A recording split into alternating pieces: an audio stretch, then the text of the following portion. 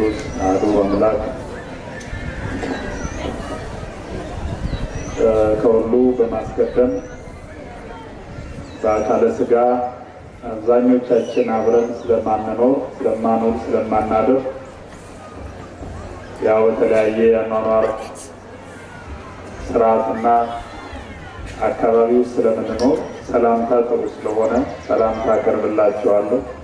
ክቡር አባታችን መላከ ሕይወት ቀጸላ ነየው የደብሩ ዋና አስተዳዳሪ፣ የተከበራችሁ የደብሩ የሥራ ኃላፊዎች፣ የተከበራችሁ መላ ኦርቶዶክሳውያን፣ ጠርቶ ባመጣን ሊነገር በማይችል ፍቅሩ በወደደን ትላንትም አሳልፎ ዛሬም በልዩ ገጸ በረከትነት የሰጠን ዛሬ ላይ ሆነን ደግሞ ነገ የእኛ እንድትሆን ፈቃዱን ቸርነቱን በምንማጸንበት ልዩ በሆነ ስፍራ በተቀደሰ አደባባዩ ስለሰበሰበን አምላካችን እግዚአብሔርን እናመሰግነዋለን። ስሙ የተመሰገነ ይሁን። እንደምን አደራችሁ? እንደምን ሰነበታችሁ? እንኳን አደረሳችሁ። የደረሳችሁ በሙሉ እንኳን አደረሳችሁ። መድረስ ቀላል አይደለም። መድረስን ያክል ታላቅ ነገር የሆነው የተከናወነው ማድረስ ማሻገር በሚችል አምላክ እግዚአብሔር ቸርነት እርሱ ራሱ እግዚአብሔር ብቻ ነው እና እንግዲህ ከተገናኘን ቀደም ሲል እንደተነገረው የቤተ ክርስቲያን አገልግሎት አልቆ አያውቅም። ይቆየን በሚል ነው የሚቆየው። የቤተ ክርስቲያን አገልግሎት አንሶን አጥሮን አልቆብን አያውቅም። እጅግ በጣም ብዙ ስለሆነ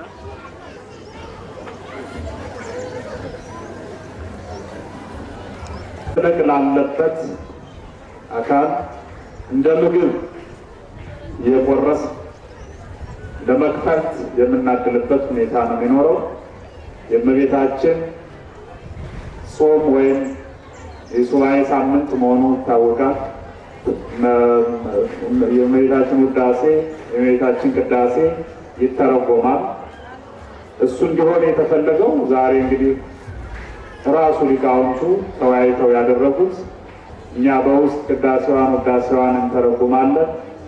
በውስጥ ማለት ማህሌት ላይ ማለት ነው፣ የተለመደው ቦታ ላይ ማለት ነው። በለሆሳስ ማለት ማይክራፎን ሳንጠቀም የመጣው ምዕመን ደግሞ ምናልባት የሚሻለው እንደው በለመደው መልክ ወንጌል ሊሰበክ ስለሚሆን ታምሯን ሰምቶ ቢሄድ ስለሆነ ትርጓሜውም አይቀርም፣ ወንጌሉም አይቀርም፣ ማህሌቱም አይቀርም። ስለዚህ የማመቻቸት ጉዳይ ነው። የቃለ እግዚአብሔር ማናጅመንት ነው። ምግብን በአይነት የማቅረብ ጉዳይ እንደሆነ በመገንዘብ ትምህርቱን እንድትከታተሉ አስቀድሜ ማሳሰብ እፈልጋለሁ። ስላገናኘን እግዚአብሔር የተመሰገነ ይሁን። እስኪ መድኃኔዓለምን አመስግኑት ሁላችሁ። እና ዛሬ ብዙ የትምህርት ርዕስ አውጥተን የምንማማርበት ዕለት ነው። ነገር ግን በአንድ ርዕስ መወሰን መልካም ነው። እንደምታውቁት ዕለተ ሰንበት ነው፣ ክረምት ነው፣ ሱባኤ ነው፣ የጻድቁ ወርሃዊ መታሰቢያ ነው። ብዙ ቅዱሳንም በመጽሐፍ ስንክሳር የተመዘገቡ ቅዱሳን አሉ። ብዙ የመማሪያ ርዕስ የሚሆን ታሪክ ሕይወት ያላቸው እና እንግዲህ አብዛኞቹን ጠቅለል አድርጎ ሊገልጽልን ከቻለ የትምህርታችን ርዕስ የሚሆነው የጴጥሮስ ጥላ የሚል ነው። የጴጥሮስ ጥላ በሉት እስኪ ተናገሩት። እናንተ ተናገሩት ስለማያከስር። የጴጥሮስ ጥላ በሉ እስኪ። ይህን የትምህርታችን መሪ ማድረግ ፈለኩ። የእኔ ፍላጎት ነው። የመንፈስ ቅዱስ ሐሳብ በቀጣዩ የቃላት የነገሮች ፍሰት የሚለካ ይሆናል። የመንፈስ ቅዱስ የእኔ ብቻ ሳይሆን የመንፈስ ቅዱስም ፍላጎትና ፈቃድ እንዲሆን እግዚአብሔር ይርዳል። የትምህርታችን ርዕስ ይህ ሲሆን ኃይለ ቃሉን በሐዋርያት ሥራ ላይ ነው የምናገኘው። በሐዋርያት ሥራ ይህን ጴጥሮስን ጥላ የሚለውን ነገር መዝግቦታል ቅዱስ ሉቃስ ሲጽፍ በሐዋርያት ሥራ ምዕራፍ 5 ተራ ቁጥር 14 ላይ 15 ላይ ቃል በቃል የጴጥሮስ ጥላ ብሎታል ብሎ ተናግሮታል፣ ተጽፏል።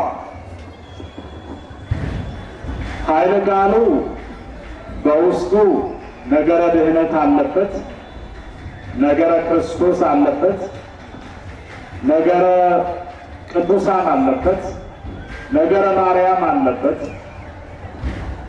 ነገረ ቤተ ክርስቲያን አለበት። እነዚህ ነገሮች ሁሉ በዚህ ርዕስ ውስጥ ተካተዋል። በቀጥታ በገጸ ንባብ ደረጃም በውስጥ ንባብም ታቅፈው የትምህርቱ ዋና ይዘት የሚሆነው እመቤታችን ብለን የምንጠራት እናታችንን አቅርቦ ማየት ነው። የትምህርቱ ዋና ዓላማ የሚሆነው ይኸው ነው። እመቤታችንን አቅርበው ሊያሳዩ የሚችሉ ታሪኮችን፣ ትምህርቶችን በማንሳት ስለ እመቤታችን ነው የምንማማረው። ስለ እመቤታችን በተማማርን ቁጥር ስለ ሁሉም ነገር እንደተማማርን ይሰማናል።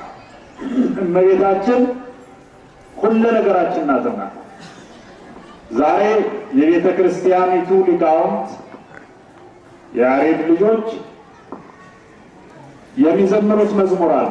በጣም የሚገርም ነው። ቅዱስ ያሬድ የሚናገረው ወይብሉ ኩሎሙ ብሎ ነው የሚጀምረው። እኔ የፈለኩት ቀጣይ ያለው ዝርዝሩን ነገር ሳይሆን ወይብሉ ኩሎሙ ሁሉም ሐዋርያት የሚለው ነገር እየገረመኝ እመቤታችንን ክብርት ናት፣ ንጽሕት ናት፣ ውድስት ናት ሁሉም ሐዋርያት እንደሚሉ የሚናገረው ጴጥሮስ ብቻ አይደለም፣ ጳውሎስ ብቻ አይደለም፣ ወይም በዚህ በሐዋርያዊነት የተመደበ ገሌ ሳይሆን ሁሉም ብሎ ሁሉም ሐዋርያት እመቤታችንን ብፅዕት እንደሚሏት ሲዘምሩ ነው ያደሩት። እንግዲህ ወደዚህ ወደ ወርቁ ለመዳረስ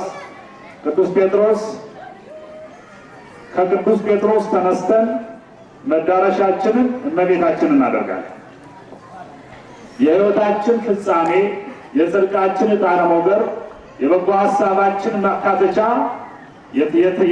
የመነሳታችን ፍጻሜና የግብፃዊነታችን ከነዓን መዳረሻ የዝማሬያችን ጫፍ ወላዲተ አምላክ ቅድስተ ቅዱሳን ድንግል ማርያም ናት። እሷን ለማግኘት የመንደርደሪያ ሐሳቦች ናቸው የሚሆነው። ትልቁን ስፍራ በሕይወታችንም በአገልግሎታችንም ውስጥ እሷ ትይዘዋል። ቅዱስ ጴጥሮስ የሐዋርያት አለቃ ነው። ቅዱስ ጴጥሮስ የመጣው አሳ ከማጥመድ ነው። የቅዱስ ጴጥሮስ መደበኛ ኑሮውን ይመራበት የነበረ ስራ አሳ ማጥመድ ነው። አልፎ አልፎ የንግድ ስራ ይሞክር ነበር። በተለይ አንድ አህያ ነበረው። ከዚያ የተረፈ ሀብት የለውም። ቅዱስ ጴጥሮስ ባለትዳር ነው። ቅዱስ ጴጥሮስ የነበረው አማቱ ታማ እንደነበረ መጽሐፍ መዝግቧል። ሚስት ነበረው ማለት ነው። ቅዱስ ጴጥሮስ አማቱ በከፍተኛ ሕመም ታማበት ማሳከሚያ ገንዘብ የለው፣ ለማሳከምም ተቸግሮ እንደነበረ ኋላ ግን አማቱን አይደለም ማተብ ያሰረውን በሃይማኖቱ የተከተለውን ሁሉ በጥላው መፈወስ ችሏል። ቤተሰቡን መፈወስ አይችል የነበረ በታችኛው የአኗኗር ስርዓት የነበረ የማይታወቅ የማይፈለግ እንኳን ተጣርቶ አቤት የሚለው ሰው ብቻ ከቁጥር ውጪ የሆነ ሰው በሉት ቅዱስ ጴጥሮስ ከቁጥር ውጪ የሆነ ሰው የለም። በነገራችሁ በሰውኛው የሰዎች አመዳደብ ነው የምነግራችሁ። አሉ አንዳንድ ሰዎች እነሱ አንደኛ የሆኑ ሌላው ሁለተኛ የሆነ የሚመስላቸው። ሰው ግን ሁሉም ሰው አንደኛ ነው። ሰው በሰውነቱ ሁሉም አንድ ነው። አንዱ ከአንዱ የሚበልጥበት ምንም ምክንያት የለውም። ተጨማማሪ ነገሮች አንዱን ከአንዱ በላይ ያደረጉ ሊመስል ይችላል። አንዱ ግን ከአንዱ በላይ አይደለም። አንዱም ከአንዱ በታች አይደለም። አንዱ እንዳንዱ ነው። ያኛው እንደዚያኛው ሁሉም አንድ ነን። ሰው ሁሉ አንድ ነው። ኦርቶዶክሳዊ ሴት፣ ወንድ፣ ድሃ፣ ሀብታም፣ ባለስልጣን እና የሚሉ ማዕረጎች ተጨማማሪ ነገሮች ናቸው። መለያ ኮዶቻችን እንጂ መበላለጫዎቻችን አይደሉም። በቅድስና የሚበልጡን እንዳሉ አንረሳም። በክብር በመንፈሳዊነት የሚበልጡን እንዳሉ አንዘነጋም። በሰውነት ግን ሁሉም አንድ ነው ለማለት ቅዱስ ጴጥሮስ ይኖርበት የነበረ ማህበረሰብ እዚህ ገባ ማይለው የነበረ ኋላ ግን እግዚአብሔር መጥቶ እና ብሎ የጠራው ያከበረው እርሱም ቢታመም ቤተሰቦቹ ቢታመሙ መፈወስ የማይችል እንዲፈወሱ መድኃኒት መግዣ ያልነበረው ድሃ የሚባል ሰው እግዚአብሔር ከጠራው በኋላ ግን ከበረ። እግዚአብሔር ጠርቶ ያከበረን ሁላችንንም መድኃኔዓለም አሜን አትሉ? እግዚአብሔር ያልጠራን በመሆናችን ምክንያት በከፍተኛ ድህነት የምንኮራመት ሰዎች ቁጥራችን እጅግ ብዙ። ድህነት እናንተና እኔ የምናውቀው ገንዘብ መቁጠር ያለ መቁጠር ጋር የተያያዘ አይደለም። ብዙ የአእምሮ ድሃ አለ። በብዙ ነገር የደህየ አለ። ያንን ነው የምናገረው። ቅዱስ ጴጥሮስን እግዚአብሔር ጠራው፣ እግዚአብሔርም አከበረው። በእጁ ዳሶ በቃሉ ተናግሮ አይደለም። ቅዱስ ጴጥሮስ አልፎ በሚሄድበት አካባቢ የታመሙ ሰዎች እየተሰበሰቡ እንዲከማቹና ጥላው ሲያርፍባቸው እንዲድኑ ተደረገ። እግዚአብሔር ጠርቶ ባርኮ ካከበረ በኋላ ማይሆን ተባራኪው ከእግዚአብሔር መዳፍ ሩቅ በቆምንባቸው ዘመናት ተበልተናል፣ ተሸንፈናል፣ ለብዙ ነገር ተጋልጠናል። እግዚአብሔር ጠርቶ አጠገቡ ባስቀመጠን ጊዜ ገብረ ማርያም ተብለን፣ ወለተ ማርያም ተብለን፣ ካህን ተብለን፣ መምህር ተብለን፣ ቆሞስ ተብለን፣ ጳጳስ ተብለን በመንፈሳዊ ማዕረግ ከተጠራን በኋላ እግዚአብሔር ሊያከብረን ፈልጎ ካከበረን በኋላ የሆነውንና የሚሆነውን ጽፈን አንጨርሰውም። ኦርቶዶክስ ሰማይ ወርዶ እጽዋትም ተከማችተው መሬትም ተጠፍጥፎ የጽህፈት አገልግሎት መስጫ መሳሪያ ቢሆኑ ተጽፎ የማያልቅ ታሪክ የምንሰራ የምንሆነው እግዚአብሔር ና ብሎ ጠርቶ አጠገቡ ሲያቆመን ሲባርከን ነው። ለመባረክ ነው የተሰበሰብነው። ሌላ ምክንያት የለንም። ሌላ ፍላጎት የለንም። ካህኑ የሚቀድሰው፣ ሊቁ የሚዘምረው፣ ሰባኪው የሚሰብከው፣ መሪው የሚመራው ያው ለመባረክ ነው። ያው ታሪኩ እንዲቀየር፣ ነገር እንዲገለበጥ፣ ታሪክ እንዲለወጥለት ነው። ቅዱስ ጴጥሮስ ከተጠራ በኋላ የሆነው ሳይጠራ የነበረውን የሚያስረሳ ነው። እንኳን ተጠራው፣ እንኳን የአምላክ የሆኑ እንኳን የእግዚአብሔር ሆኑ የሚያስብል ነበረ። እግዚአብሔር ከጠራን በኋላ የማንጸጸትበት ነው የሚሆነው። እግዚአብሔር ጠርቶን በጥሪው ዘንግ ተቀስቅሰን የቆምንበትን ቦታ አንጸጸትበት። ኦርቶዶክሳዊ ክርስቲያን የሆናችሁ ሰዎች መቼ ክርስቲያን የሆንሁበት ቀን ብላችሁ ያን ቀን አትርገሙ፣ ደስ ይበላችሁ እንጂ ክርስቲያን የሆናችሁበትን ዕለት የልደት ቀን አድርጋችሁ አክብሩት። ክርስቲያን ሆነን የተሰየምንበት ቀን የተሾምንበት ቀን ነው። የገነት መግቢያ ቁልፍ በእጃችን የተረከብንበት ቀን ነው። ወደ ገነት የምንገባበት ድል ፈንታ ጽዋ ተርታችን የተከናወነበት ዕለት ነው። ለምዶብን የተወለድንበትን ቀን ዳቦ አዘጋጅተን መብራት አብርተን እናከብር ይሆናል። ማክበርማ ካለብን ክርስትና የተነሳንበትን ዕለት ነው እንጂ ማክበርማ ካለብን የእግዚአብሔርን ቅዱስ መንፈስ የተጎናጸፍንበትን ቀን ነው እንጂ ማክበርማ ካለብን ሰው ሩጦ ቀድሞ ሜዳሊያ የተቀበለበትን ቀን ያከብር የለ። ማክበርማ ካለብን ማተብ ከአንገታችን ላይ የታሰረበትን ቀን እንጂ ትልቁ ሜዳሊያችን፣ ትልቁ ክብራችን፣ ማዕረጋችን፣ አርማችን ያ ነው። ቅዱስ ጴጥሮስን እግዚአብሔር ጠራና ናበል ከዚህ በኋላ አሳ ስታጠምድ ኖረሃል፣ ይበቃሃል አለ። ይበቃችኋል ይበለን መድኃኒዓለም። ብዙ ይበቃችኋል በሚል ማስጠንቀቂያ ከኛ መወገድ ያለባቸው እኛ ላይ ያሉ እሻችንን ያጎበጡ ያስጎነበሱን ነገሮች አሉ። እግዚአብሔር ይበቃል ይበልልን። በእውነት እግዚአብሔር ይበቃሃል አለውና ቅዱስ ጴጥሮስን ከአሳ ሊያጠምድበት ከሚችል ባህር፣ አሳ ሊያጠምድ ከሚችልበት መረብ፣ አሳ ሊያጠምድ ከሚሽከረከርበት መርከብ አላቆ ከዚያ ብርድ ከዚያ ችግር አሳ ማጥመድ በነገራችሁ ላይ አዲያት አይደለም፣ መስራት ነው፣ ስራ ነው። ስራ ክቡር ነው። እሱን መናቅ አይደለም። ለበለጠ ኃላፊነት ና ከዛሬ ጀምሮ ባህር ውስጥ ያሉ አሳዎች ሲርመሰመሱ እያየ መረብን እየጣል አላገኘው እያል የምታወርደው ነገር በቃ ከዚህ በኋላ የወንጌል መረብ ተሰጥቶሃል። ምዕመናንን በወንጌል ትስባለህ፣ ምዕመናንን በወንጌል ታጠምዳለህ፣ ወደ አንተ ታቀርባለህ፣ ትሰበስባቸዋለህ፣ ታከማቻቸዋለህ፣ ወደ ገነት ታደርሳቸዋለህ። ይህ ስልጣን ተሰጥቷል ተብሎ በጥሪ ቅዱስ ጴጥሮስ መጣ። ከዚያ በኋላም የሆነው ሆኗል። ቅዱስ ጴጥሮስ በተለይ ኦርቶዶክሳውያን ቅን ነው፣ ፈጣን ነው። በቅንነት በፍጥነት እግዚአብሔርን የሚያገለግል ታማኝ አገልጋይ ነው።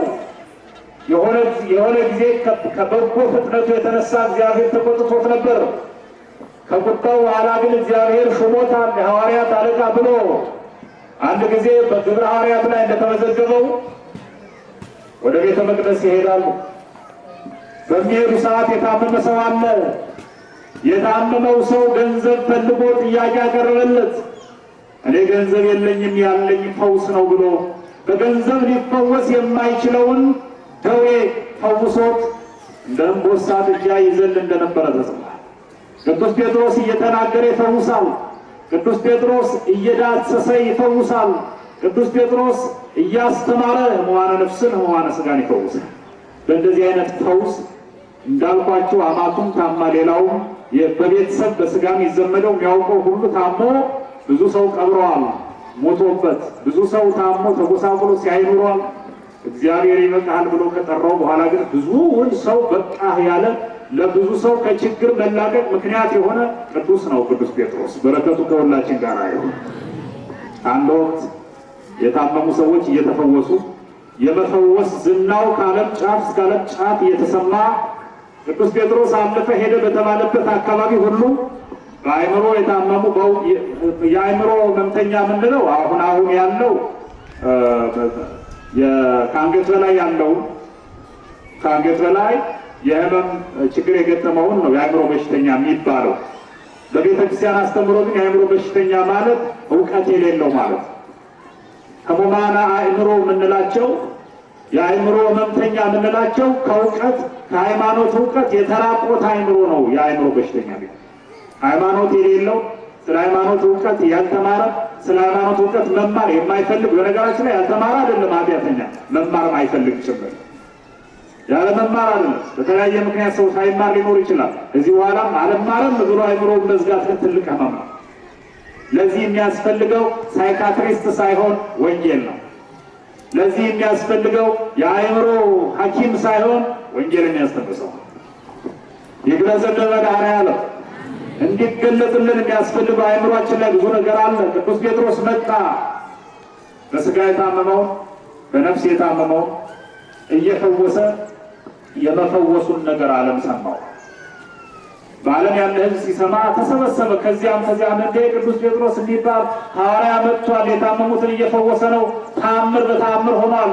የታመሙት ሁሉ አልጋቸውን ተሸክመው ሄደው አልጋቸውን ጥለው እየመጡ በተለያየ ሕመም እግር የሌላቸው እግር ኖሯቸው እግራቸው የሰለለ እግራቸው ጠንክሮ እንደ ቦር እየዘለሉ ሰው ተሸክሟቸው መጥተው ሰው ተሸክመው እየተመለሱ ሰው ተሸክሞ አምጥቷቸው እነሱ ድነው የታመመ ሰው እየተሸከሙ የታመመውን ሰው የሚረዱ እየሆኑ ታሪክ እየተቀየረላቸው ሰዎች የተአምር ዘመን ሰዎች ሆኑ።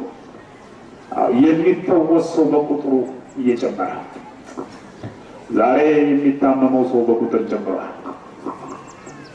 ዛሬ የሚጎሳቆለው ሰው በቁጥር ጨምሯል። ህመሙ የተከበራችሁ ኦርቶዶክሳውያን ይሄ ነው ያ ነው ተብሎ የሚገለጽ አይደለም። እኔ የሚገርመኝና የሚያሳዝነኝ በሕክምና የሚፈወሰው በሽታ አይደለም። ሰው በክፋት ታሟል። ሰው በስስት ታሟል። ሰው በትዕቢት ታሟል። ሰው በዘረኝነት ታሟል። ሰው በገንዘብ መውደድ ታሟል። ሰው በድንቁርና ታሟል። በከፍተኛ መመታት ውስጥ ነው ያለው ትውልድ። በከፍተኛ አላስፈላጊ በሽታ ውስጥ ነው ያለው ትውልድ። ፈዋሹ መድኃኔዓለም ማዳን የሚችል እጁን ልኮ እኛን በበረከት እያረሰረሰ መፈወስ በሚችል እጁ እያዳነ ቅዱሳንም እኛን ሊያድኑ እኛን ሊባርኩ ነውና ወደዚህ ምድር የመጡት በእነሱ አማካኝነት ካልማረ ካልፈወሰ አልጋችን አሸክሞ ተነስ ተመላለስ ካላለ በብዙ ህመም ውስጥ ነው ያለው። ሁላችንም ራሳችን ልንፈትሽ ይገባል። ያልታመመ ያለ አይመስልም። ሆስፒታል የመግባት ያለ መግባት ጉዳይ አይደለም እያሳሰበን ያለ። ሰው ለማይቀር ሞቱ ቢታመም ጉዳዩ አይደለም፣ ችግር የለው። አልፎ አልፎ የሚመጡ በሽታዎች ስጋችን ላይ ጉዳት ስለሚያደርሱ ብቻ እንዴት እንደሚያርበተብቱን አይተናል። ኮሮናን ያክል በእድሜያችን አይተነው የማናውቅ አሸባሪ ህመም፣ አልፎ አልፎም ኮሌራ፣ አልፎ አልፎም ሌላ፣ አልፎ አልፎም ሌላ። ይሄ ሲመጣ ሰው የጤና ባለሙያዎች ሚዲያውን ተቆጣጥረውት እንዲያርጉ እንደዚህ አታድርጉ፣ መቼስ መከራ ነው። ጥሩ ነው። የሕክምናውን ተቋም ምክር መናቂ አይደለም፣ ጥሩ ነው። ግን ሰው በኃጢአት እንደታመመ ሲነገር ለምንድን ነው እንደዚያ ገንፍሎ ተደራጅቶ ወጥቶ በጋራ ወደ ጽድቅ መንገድ ጎራ ማይለው? ለምንድን ነው ሰው ኃጢአት ሰርተሃል፣ በሽተኛ ነህ አንተ፣ አይምሮ በእውቀት ማነስ ተመቷል፣ አይምሮ ንስሐ ባለመግባትህ ምክንያት ባክኗል፣ ባዝኗል፣ ለአንተ የሚያስፈልግህ ንስሐ እንጂ ሌላ አይደለም ስንለው ለምንድን ነው ሰው ቶሎ ነቅቶ ተሰልፎ ወደ ጽድቅ ማይመላ? ብዙ ሰላማዊ ሰልፎችን አይተናል። ብዙ ሰላማዊ ሰልፎችንም አድርገን አሳልፈናል።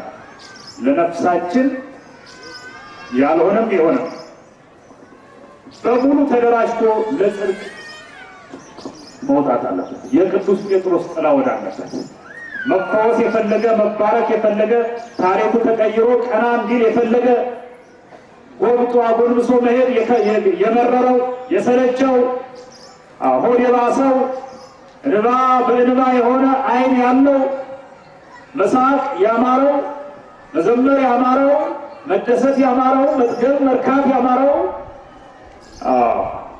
ችግር ያሰለቸው ችግር አንገቱን ያስደፋው በሙሉ ይምጣ እያልኩ ነው እየተናገርኩ። ወደ ቅዱስ ጴጥሮስ ጥላ ይሰብሰብ፣ ወደ ቅዱስ ጴጥሮስ ጥላ ይጠጋ። እስከሆነ ነገሩ ይምጣ፣ እግዚአብሔር ይቀበላል። የቅዱስ ጴጥሮስ ጥላ ያስተናግዳል። አትሳቀቁ ኦርቶዶክሳውያን። ሺህ ከሚሊዮን ኃጢአት መርጠን ልንሰራ እንችላለን። የሰራነውን ኃጢአት እንደተሸከምነው ሸክማችን ሊያራግፍ የሚችለው የጴጥሮስ ጥላ ነው። ተሰብሰቡ እያልኩ ነው። የቅዱስ ጴጥሮስ ጥላ ሸክማችን ያቀላል። የቅዱስ ጴጥሮስ ጥላ እንደው እንምጣለት እንጂ የሆነውን እዚያ በኋላ ሲሆን እናየዋለን። ያሳርፋል። እንኳን የቅዱስ ጴጥሮስ ጥላ የታላላቅ ዛፎች ጥላ ያሳርፍ የለ? ታላላቅ ዛፎችን እንወዳቸው የለ?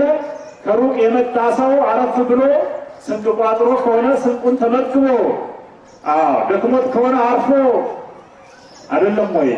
ታላላቅ ዛፎች ይከበሩ የለ? በእኛ ጋር ታላላቅ ዛፎች ሲቆረጡ እኮ ይከፋናል። የሰው ያክል እናከብራቸዋለን። የእነርሱም መኖር ትልቅ ክብር ነው። ለዚያም ነው ከታላላቅ ዛፎች በላይ የሚያሳርፍ የሚፈውስ ከብዙ ነገር መከላከል የሚችል የቅዱስ ጴጥሮስ ጥላ ነው። የቅዱስ ጴጥሮስን ጥላ እንክበር እያልኳችሁ።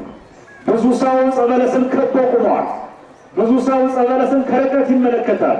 አንዳንዱ በቅርብ ይመለከታል፣ አንዳንዱ በቅርብ ርቀት፣ አንዳንዱ በሩቅ ርቀት፣ አንዳንዱ የዕፀ በለስን ፍሬ ለመቁረጥ ጎምጅቶ ከስር ይንጠራጠራል። ዕፀ በለስ የምንለው ኃጢአት ነው።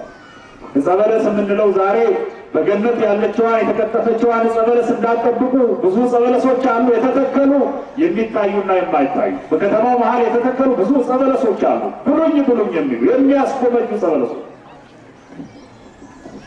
መጠንቀቅ መቻል አለብን።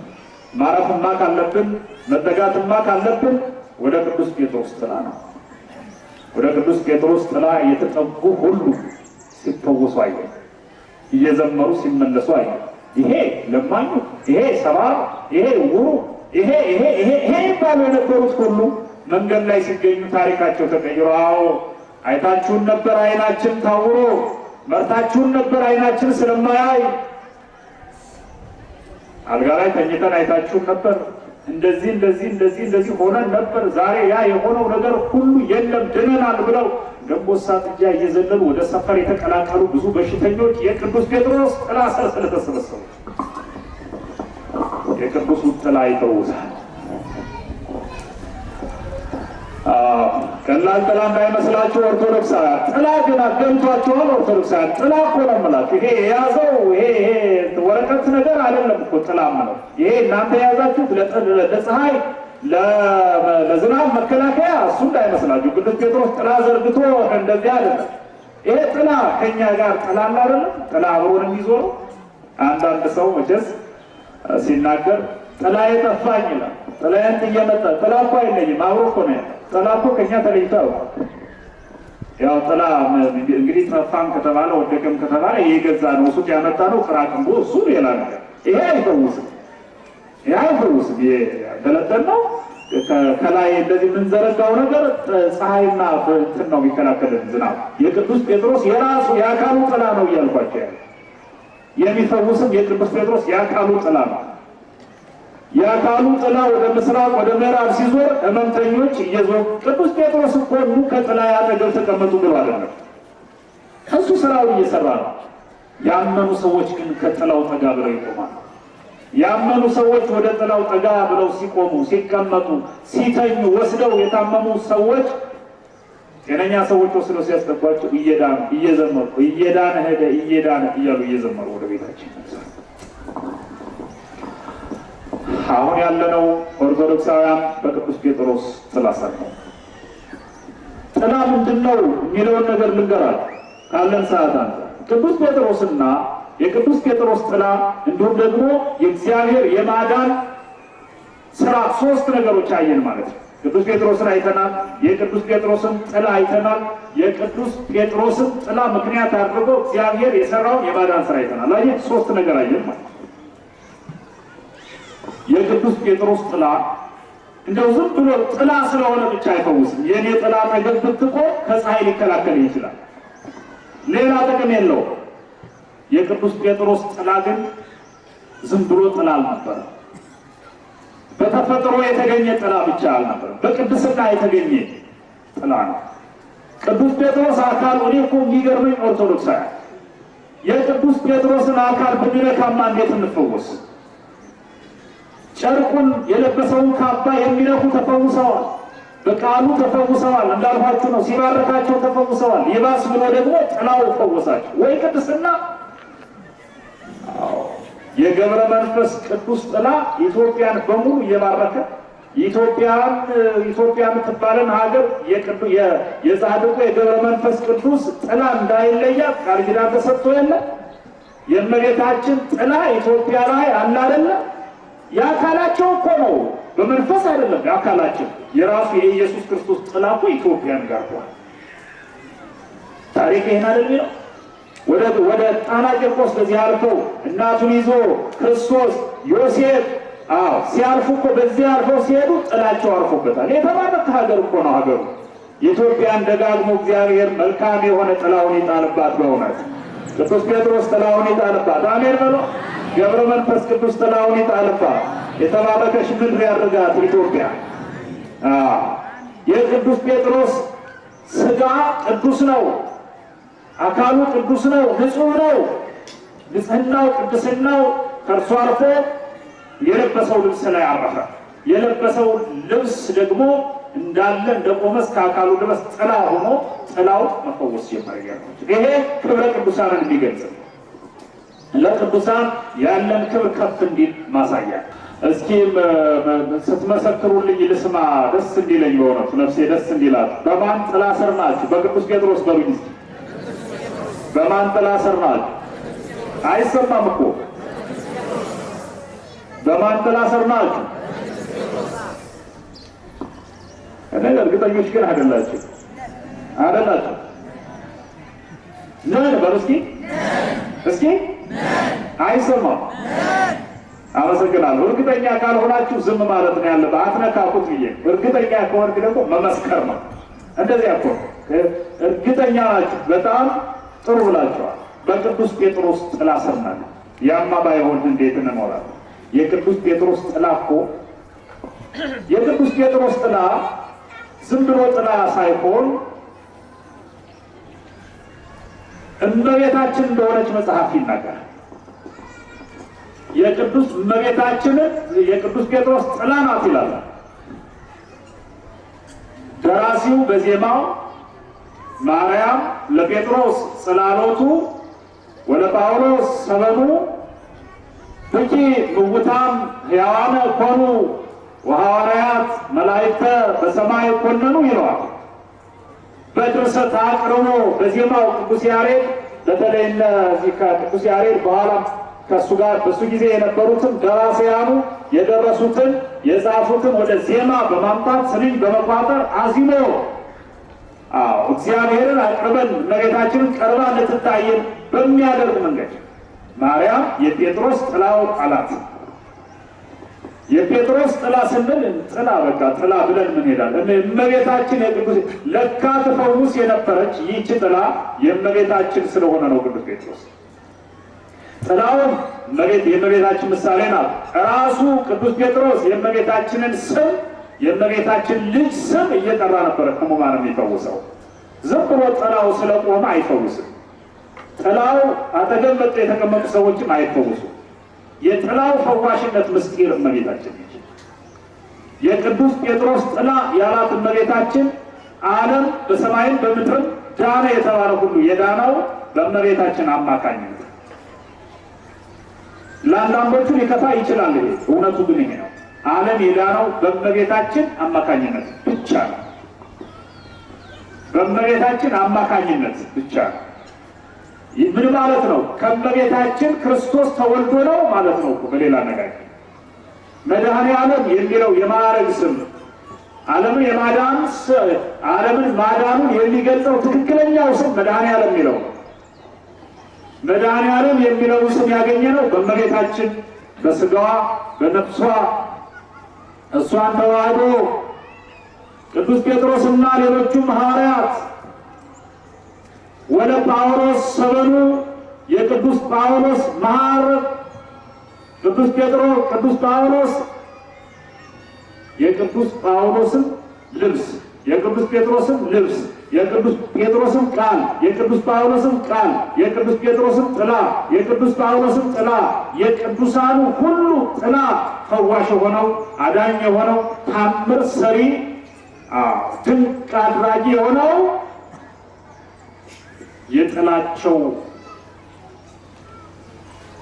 ቅመም መድኃኒት ድንግል ማርያም ስለሆነች ሲሄዱ ሲመጡ ሲቆሙ ሲቀመጡ ሲኖሩ ብቻ ሳይሆን ሳይኖሩም ጭምር በሕይወተ ሥጋ እመቤታችን በእነሱ ውስጥ አለች። እመቤታችን በውስጡ ያለችው ሰው ጥላ የታመመ ይፈውሳል። ዲያብሎስ በውስጡ ያለ ሰው ጥላ አገር ይበክላል። ትውልዱን በሙሉ በሽተኛ ሊያደርግ የሚችል እርሱ ሰይጣን ያደረበት ሰው። ትውልዱን በሙሉ የሚያድን እመቤታችን በውስጡ የነገሰችበት ነው። እመቤታችን በውስጣችን ትመላለስ ትንገስ ተባርከን እመቤታችን ሆነ። እመቤታችን በውስጡ ያለች ሰው ይናገራል። ተናገር ተናገር ተናገር የሚለው አንዳች ነገር ይፈጠራል። በተለይ ይሄ የቤተ ክርስቲያን አገልጋዮች ሊቃውንቱ በእድሜ ጠጋብ የሚባሉትን ስታዩቸው አገልግሎት ላይ ድካም አልፈጠረባቸው። እንደዚያ ሸምግለው እንደዚያ እድሜ ባለጸጋ ሆነው እንኳን እንደ ሌሎቹ እንደ ወጣቶቹ ሲያገለግሉ ታያለህ። ለምን ካላችሁ የእመቤታችን ፍቅር በልባቸው ታትሟል። በልባችን የታተመው ደግሞ በውሻ ጥርስ ንቅሳት ነው። በውሻ ጥርስ ንቅሳት የውሻ ጥርስ የነከሰው ደግሞ የእመቤታችን ስም ያስተጋባበት ነው፣ የተወቀረበት ነው፣ የታተመበት ነው። የእመቤታችን ስም ፍቅር ከሀገር ለሀገር ያንከራተተው ካህኑ፣ መምህሩ፣ ጳጳሱ፣ የቤተ ክርስቲያኑ አገልጋይ በእንደዚህ አይነት ዋጋ አስከፋይ እና አስጨራሽ መንገድ የእመቤታችን ስም ነው የተወቀረው። አይምሮ ውስጥ፣ አንደበቱ ላይ፣ ልቡ ውስጥ፣ ሶስቱም ቦታ ላይ እመቤታችን አለች። በአይምሮ፣ በአንደበቱ፣ በልቡ። አዎ እመቤታችን በውስጡ ያለችለት እሱ ሊቆ ሲዘምር ትሰማዋለህ፣ አትሰለቸው። ቅዳሴው ትናንት ተቀድሷል። ትናንት አሃዱ ነው፣ ዛሬም አሃዱ ነው። የተቀየረ ዜማ የለም። የተለየ ስቡሕ ወቅዱስ የለም። ያው የትላንቱ ነው፣ ያው የያሬዱ ነው። ግን አይሰለችም። ብዙ ዘፋኞች አልፈዋል፣ እስከ ዘፈናቸው ተቀብረዋል። የዘፈናቸው የዜማ ለዛና የዜማቸው ግጥምም የተረሳ ዘፋኞች አሉ። የቅዱስ ያሬድ ግን እመቤታችን ያደረችበት አይምሮ፣ ያደረችበት ልሳን፣ ያደረችበት ልብ ያለው ሊቅ ሲዘምር ግን ትናንትም አዲስ ነው፣ ዛሬም አዲስ ነው። እግዚኦ ሲባል እንባችን ይመጣል። ወንጌል ሲባል እንባችን ይመጣል። ሊቁ ሲዘምር እንባችን ይመጣል። ትናንት የሰማነው አዲስ ነው፣ ዛሬ አይደለም የሚሰማው። ያዜመው ራሱ ትናንት ያዜመው አይመስለውም። ትምህርት ቤት ተምሮታል፣ ደጋግሞ ቀጽሎታል።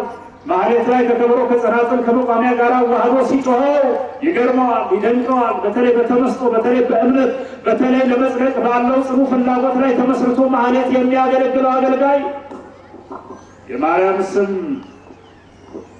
ማር ነው፣ በቀላል አይለቅም። ማር ልብሳችሁ ላይ ካለ በቀላል አይለቅም። አታስቡ። ስትመገቡ ማር ልብሳችሁን እንዳይነካው በቀላሉ በሳሙና አይለቅም። ማርያም የሚለው ስም ታትሟል በልባችን። አንተ በልብ የታተመ ነው የማርያም ስም። እሱ ነው ምግባችን፣ እርሱ ነው ልብሳችን፣ እርሱ ነው መጠጥ ሆኖ ሳንጠማ የምንኖረው። የሊቃውንቱ ጉሮሮ የማይነቃው ያን ማር ጠጥቷል። ልቡ የጠገበው ከሆነም የረካው አይምሮ ያረፈው የሚበላ በዓለም የተከማቸ ብፌ ኖሮት ሳይሆን ምንም የሌለው ድሃ ባህታዊ ሲያዜም ሲዘምር ትሰማዋለህ። ቅዱስ ያሬድ በቁሳዊ ነገር የበለጸገ ባለሀብት አይደለም። አይምሮ በማርያም ስም የሞላለት ስለሆነ የታመሙት ብቻ ሳይሆን ቤተ መንግስት የተቀመጡት ሰዎች በዜማው በማርያም ስም የሚያዜመው ዜማ ከሱ ተመስጦ የተነሳ አፄ ገብረ መስቀል እግሩን ሲወጋው አይተሃል። የተወጋው ሳይሰማው ወጊውም ሳይሰማው ሁለቱም በተመስጦ ነበሩ። የማርያም ስም በውስጡ ያለለት እርሱ ሲወጋ ነው። ረሃብ እየወጋው፣ መከራ እየወጋው፣ እንግልት እየወጋው ተስፋ የማይቆርጠውን የቆሎን ተማሪ ተመልከት። ኦርቶዶክሳዊ ሩቅ መሄድ አያስፈልግም። ዛሬ በብዙ ነገር እየተወጋ ያለ የቆሎ ተማሪ የማርያም ስም ስንቁና ትጥቁ ባይሆን ኑሮ ይሆን ነበር። ተስፋ ቆርጦ ይሞት ነበር።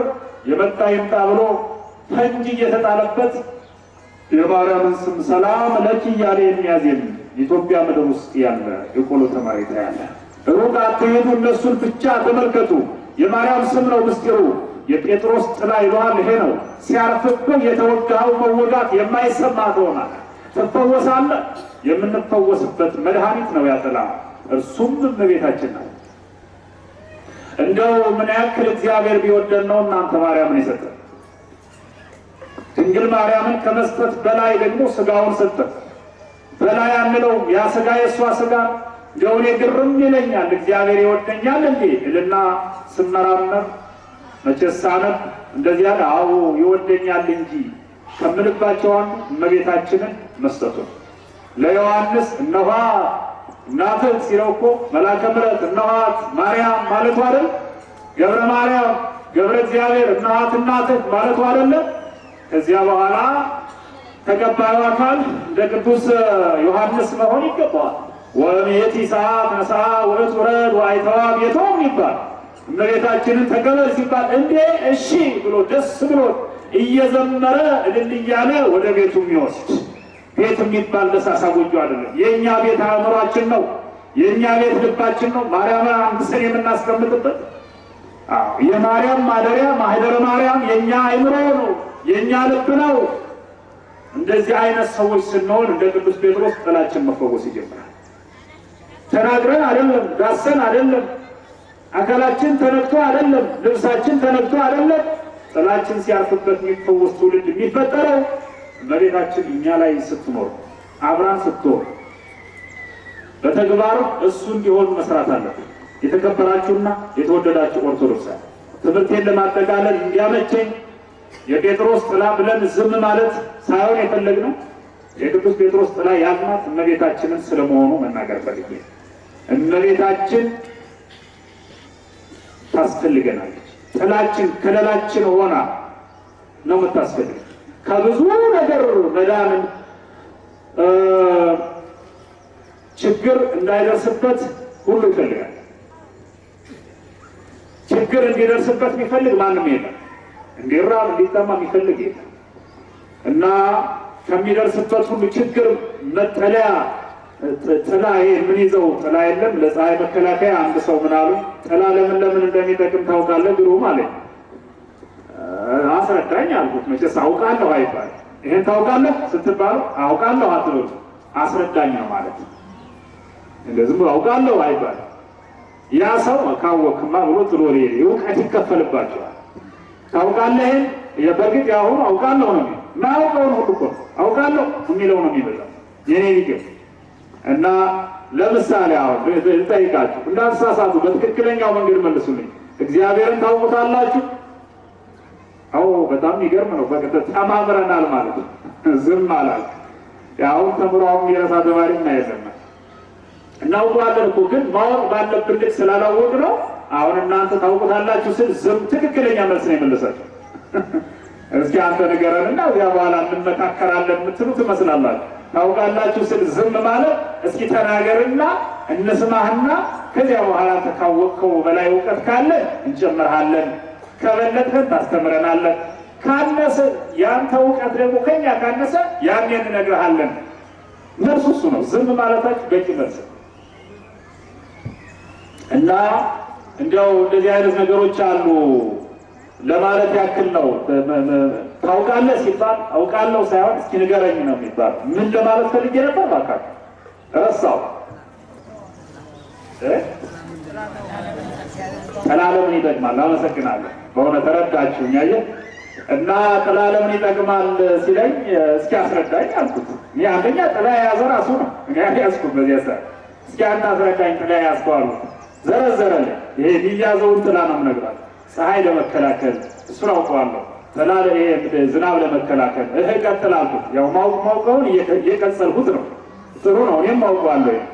ሌላው ግን አለ ማልፈልገው ሰው ሲመጣ ከሱ ተጋርዶ ለማለፍ ይሆናል አለ። ይሄን አላውቀውም፣ ይሄን አላውቀውም። በእውነት አልተማርኩትም። እንደው ጅነስተ ሰላም ነህ ለማለት እንጂ እኔ ለዚያ ጥላን ተጠቅሜ አላውቅም። ያ ጥቅም አይደለም፣ የጥላቻ መጋረጃ መጋረድ አዋራ ሲመጣብህ ለመከላከል ይሄ ጥሩ ነው አልኩት እና ካለኝ ነገር ሁሉ ከጥቅሞቹ አንዱ ይሄ ማትወደው ሰው ሲመጣ ተጋርዶ ለማለት ያለው አልተቀበልኩት። አየው ሰው እንደው የራሱ የሆነ ነገር እንዴት እንደ ጥቅም እንኳን አይደለም እንዴት እንደሚያደርገው በቃ ይታባቱ ይልማ አላየሁትም። ቅድም እኮ አይቼህ እንደው አልፈኝ ሄድክ ቢለው አላየሁም ለማለት በአደባባይ ለመዋሸት ሰው እንዴት እንደዚህ ይላል? የተከበራችሁ ኦርቶዶክሳውያን የቅዱስ ጴጥሮስ ጥላ እመቤታችን ናት ለሚለው አንድ ነገር ነግራችሁ ትምህርቴን ልጨርስ ጥሩ ነው። ከውስጥ ያለውን አገልግሎት ቼክ አድርጉት። እመቤታችንን የቅዱስ ጴጥሮስ ጥላ ናት ስንል ጥላ ምንድነው ስንል የጥላን ጥቅምም እና የጥላን አስፈላጊነት እገሌ ጥላ ያለው ሰው ነው ሲባል ሰምታችሁ አታውቁም?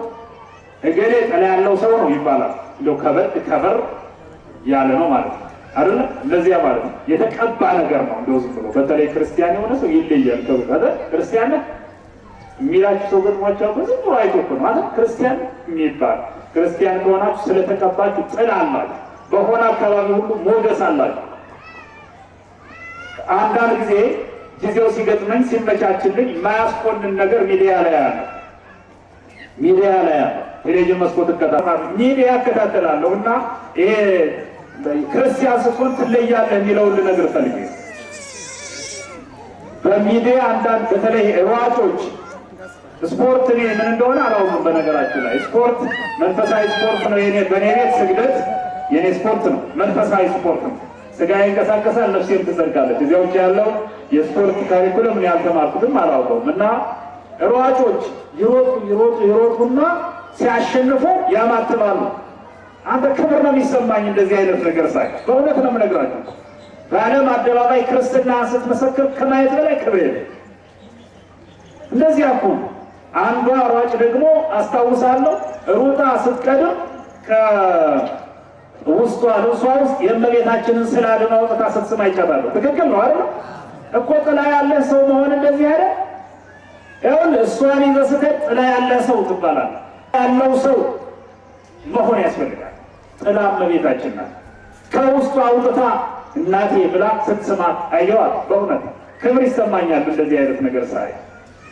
አንዳንዶቹ ደግሞ ሩጠው ሲያሸንፉ ወድቀው የኢትዮጵያን ምድር ይስማሉ።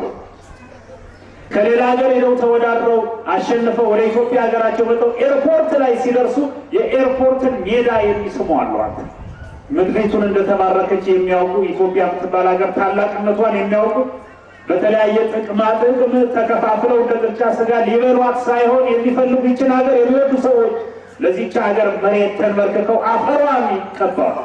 እምነት ነው። ኢትዮጵያን መውደድ ሀገርን መውደድ እስከዚህ ነው። መሬት ላይ ወድቀህ አዋራው እምነት ነው ብለህ መቀማት ነው መውደድ። እርስ በርስ መገዳደል አይደለም። እርስ በርስ መሟሟት የሀገርን መውደድ አይደለም። እንደዚህ አይነት ትርምሶች የሀገር መውደድ መገለጫዎች አይደለም። ይኸውልህ በዓለም አደባባይ እናቴ ሳታፍርባት ከብራባት ተመለሰች። ያችን ሯጭ በእውነቱ ባገኛት እንደው ብዙ እንድታወራኝ ይፈልግ ነበር። በእውነት እመቤታችንን በልክ ያወቀቻት። ይኸውልህ በዓለም አደባባይ ስንት ኪሎ ሜትር በደረቷ ላይ አድርጋ ስትሮጥ ተሸክማት እኮ ነው። አንቲ ውእቱ ተስፋሁ ለአዳም አመ ይሰደድም ገነት ነው። ይሄ በመትከፈል ቁና ተሸክማ በዓለም አደባባይ መንገድ ለመንገድ ይዛት ስትሮጥ የነበረች እናት በክብር ፊት ስታቆማት እናቴ ክብር ላንቺ ይሁን ብላ በዓለም አደባባይ ለእናቷ ክብር ስትሰጥ ለሃይማኖታቸው አማትሮ ምስክርነት ሲሰጡ አንተ እንደው እኔማ እኮ ውርደት ነው የሚሰማኝ እንደዚህ ሲሆን። አንዲት አውደ ምሕረት ላይ ቆሜ ወንጌል ለመስበክ መቆሜ በጣም ትንሽ እኮ ነው። በዓለም አደባባይ ወንጌል የሚሰብኩ ነገር ግን ደግሞ እንደኔ መመሪ ያልተባሉ ማጠበቃቸው ሰዎች ታገኛለህ። የተባረኩ ሰዎች፣ ጥላ ያላቸው ሰዎች፣ እመቤታችን ልባቸው ውስጥ ያሉ ሰዎች። ማርያም የሚለውን ስም ሲሰሙ በሩን እስኪከፍቱ ድረስ የሚቻኮሉ ሰዎች ያለ የቆሎ ተማሪው በእንተ ስማ ለማርያም ይላል። እዚያ ቤት ላይ ጥላ እንደጣለ ይገባል። በቃ ቤት ዛፉ ጥላ ጣለ ይባል የለ። በእንተ ስማ ለማርያም ሲል ተማሪው በበሩ ላይ ጥላ ጥሏል። የእመቤታችን ጥላ ነው። ጠጋ ብለህ ተማርከ ተመለስ። የቆሎ ተማሪ ከሆነ አፈሩንም ቢግጠው አንተ የትምህርት መድኃኒት ሆኖለት ምግብም ሆኖት ይኖራል። ችግር የለበትም እሱ። የእመቤታችን ጥላ ነው በበርህ ላይ የተጋረደው መጥቶ ያን ጊዜ ወጣ ብለህ ቁራሽ እንጀራ ይዘህ ለተማሪው ስትሰጥ ከጥላው አርፈህ ነው የተመለስከው። ተፈውሰሽ ነው የተመለስሽ። እናቴ የኢትዮጵያ እናቶች ለኢትዮጵያ ሊቃውንት ስፖንሰሮች አይደላችሁ? የኢትዮጵያ ሊቃውንት አብልታችሁ መዝግባችሁ ያስተማራችሁ እዚህ ያደረሳችሁ እናንተ ናችሁ። ደግሞም እናንተን የወለዱት ከእናንተ ይበልጣል። በገጠሪቱ የኢትዮጵያ ምድር ያሉ የኢትዮጵያ ኦርቶዶክስ ቤተክርስቲያን እናቶች የኢትዮጵያ ሊቃውንት ድጓ ካስተማሩ መምህራን በላይ ባለውለታዎቻቸው ናቸው። መቼ ትመሰክርላቸዋለህ? እንደዚህ ካላል ለምን በር ሲንኳኳ በተለይ አረብ የማርያም ስም ሲጠራ ወደ እመቤታችን እየተሯሯጡ ሄደው እንጀራ ብቻ ጨው ጨምረው ልጁን መርቀው ምግብ ብቻ ሳይሆን ምርቃት ጨምረው ይግለጽልህ ብለው ደረታቸውን ደቅተው በለጋ ልጅነቱ ገና ከቤቱ በ7 በ8 ዓመቱ የወጣ ልጅ ጎፈዳን ጠልጥሎ በተናካሽ ተናዳፊ ውሻዎች መካከል በዘላን ውሻ መካከል ድንግል ማርያም ሞገስ የሆነችው ተናካሹ ውሻ ተነፍሶ ተሸንፎ የረባ ዱላ እንኳን አይዝም። የያዘው ዱላ ከውሻው ጉልበት በታች ነበረ። ጥላው እመቤታችን ስለሆነች የእመቤታችን ጥላ ውሻው ላይ ያርፍና አስደንግጦት እሱ ምንም ሳይሆን ያገኘውን የተራረፈ የወዳደቀ ነገር ይዞ ወደ ቤቱ ይሄዳል። ሲበላው የእመቤታችን ስም ጠርቶ ስለሆነ በሕክምና ሕግ ኤክስፓየር ዴቱ ያለፈበት የተበከለ የሚባል ቢበላ ለከፍተኛ በሽታ ያጋልጣል የሚባል ምግብ ጎፈዳው ሞልቶ በአይነት የሚመገብ የቆሎ ተማሪ ሆኗል። በአይነት የቆሎ ተማሪ የሚመገበው ቆሎ ይይዛል፣ ያልበሰለ ይይዛል፣ የተበላሸ ምግብ ይይዛል፣ የጤፍ እንጀራ ይይዛል፣ የበቆሎ በአይነት ሰብስቦ ይሄድና ድንግል ባርኪው ብሎ ይባርካል። ትኩስ ምግብ ሆኖለት በዚህ ይጸድቃል፣ በዚህ ይጠግባል፣ በዚህ ይልቃል። በዚህ ምግቡ ተባርኮ ጥላ ተጥሎበት በማርያም ስም የተባረከ ልጅ ነው አንተ ተማሪ ማለት። በረከቱ ከሁላችን ጋር አይደል? በዚህ መንገድ ማለፍ ይጠይቃል። የማርያም ለመሆን የማርያም ስንሆን ደግሞ እንከብርበታል። አንድ ወዳጄ ነበረ፣ ሌላ ጊዜም ተናግሬዋለሁ። ትምህርት ቤት በነበርን ጊዜ ኮቸሮ እየለመን ቁራሽ እየለመን የእመቤታችንን ስም እንጠራ ነበር። በየወሩ በ21 ዝክር እንዘክር ነበር። ተማሪዎች እኮ ነን። የእመቤታችን ስም እናስጠራ ነበር እና የመጋቢት ማርያም አንድ ጓደኛዬ ተራው ደረሰ። ሰፈር ሄደ፣ ሰብስቦ መጣ። የተሰጠውን ነገር ሰብሰብ ስንል ቅኔ ልዘርፍ ነኝ አለ። ተናገር ማንከልከ ያለ ታውቀው የለም ነው። መጋቢት ቅኔው ስላሴ ይባላል። ስላሴ ቅኔ ነው የቆጠርኩ አለ። በተናገር አለ። መጋቢት ማርያም ብሎ ጀመረ። ቀጥላለሁ ይበቃኛል አለ። አልጨረሰውም እኮ የእሱ ሙሉ ቤት መጋቢት ማርያም የሚለው ብቻ ነበር። መጋቢት ማርያም ክብር ቅኔ ነው። የመጋቢት ወር ነበር። እመቤታችንም ግን የዓለም መጋቢ መሆኗን ነው መናገር የፈለገው። መጋቢት ማርያም ብሎ ቅኔውን ጀመረ፣ ጨረሰ። እኛም ሌላ ቢናገር አንሰማም። ይሄ ብቻ ነው ምን ይዘ ምንፈልገው ቅኔ ነው። ዓለም እንዲመገብ በረሃበ ሥጋ በረሃበ ነፍስ ሲቃጠል የነበረ ትውልድ በልቶ ጠግቦ ጠጥቶ ረክቶ በሰላም እንዲኖር የሐሮረ ኃጢአት የኃጢአት ፀሐይ ጉልበት ጨረር እንዳይመታው ጥላውን የተጋረደችለት ለትውልዱ እመቤታችን ስለመሆኗ በቅዳሴ ጊዜ ሰምታችሁ የለም ወይ? በውዳሴዋ ሰምታችሁ የለም ወይ? በእንተ ዝናፈቀረች አይደለም ይላል። ማርያም ሆይ እንወድሻለን። ስለምን? ስለዚህ ስለምን? የሚበላ የሚጠጣ ስለተገኘ ካንቺ የሚበላ የሚጠጣው መሶበ ወርቅ ስለሆንሽ ስላንቺ ስለሆንሽ ላንቺ አንቺን እንወድሻለን፣ እናከብርሻለን፣ እናገንሻለን። ንጽሕት ነሽና እንደ ሌሎቹ አይደለም ንጽሕናሽ፣ ቅድስት ነሽና እንደ ሌሎቹ አይደለም ቅድስናሽ፣ ክብርት ነሽና ነገሥታትን ወልደው ጳጳሳትን አስገኝተው የከበሩ ናቸው እንደሚባሉት አይነት እንደከበሩት ሳይሆን ከነሱ በላይ ይሄ በምድራውያን ካሉት ብቻ አይደለም ከሰማያውያንም በላይ አንቲ ታቢ ኪሩቤል ወተፈረተዲም ሱራፌል ከሁለቱም እንደምትበልጭ በሰማያውያንም በምድራውያንም ዘንድ ክብር እንዳለሽ ብሎ የተመሰከረላት ጥላ እመቤታችን የእሷ መኖር ትውልዱ በኃጢአት ፀሐይ በድንቁርና ፀሐይ በማይሆን ክፉ ፀሐይ ድርቅ እንዳይመታ ሆኗል እያልኳቸው የእኛ ኦርቶዶክሳውያን በጤና በሰላም የመኖራችን ምስጢር ምንድን ነው ካላችሁ እመቤታችን የእኛ ጥላ መሆኑ ነው። ጥላ ከለላችን እርሷ ናት። ስምዖን ትዝ አይላችሁ? ወደ ሲኦል ግባ የተባለ ሲኦል ስምዖን ጥላዋን ጣል ስታደርግበት ጥላ ያላት ጥላ ናት። ጥላዋ የእርሷ ነው። እርሷም ጥላ በፊት ተመስላለች። እርሷ ጥላዋን ስትጥልበት ወደ ገነት ገብቷል። እርሷ ጥላ ናት። የእርሷ ጥላ ለእኛ ያስፈልገናል። በዚህ ጥላ ተጋርደን ተከልለን መከራ ሥጋ መከራ ነፍስ ሳያገኘን ይህን የከፋ ዘመን ተሻግረን የሚያሻግር ሀሳብ ኖሮ በገነት እንድንገናኝ ቸርነቷ አይለየን። የጻድቁ አባታችን ጸጋና በረከት ከሁላችን ጋር ይሁን። እግዚአብሔር ይባርካችሁ።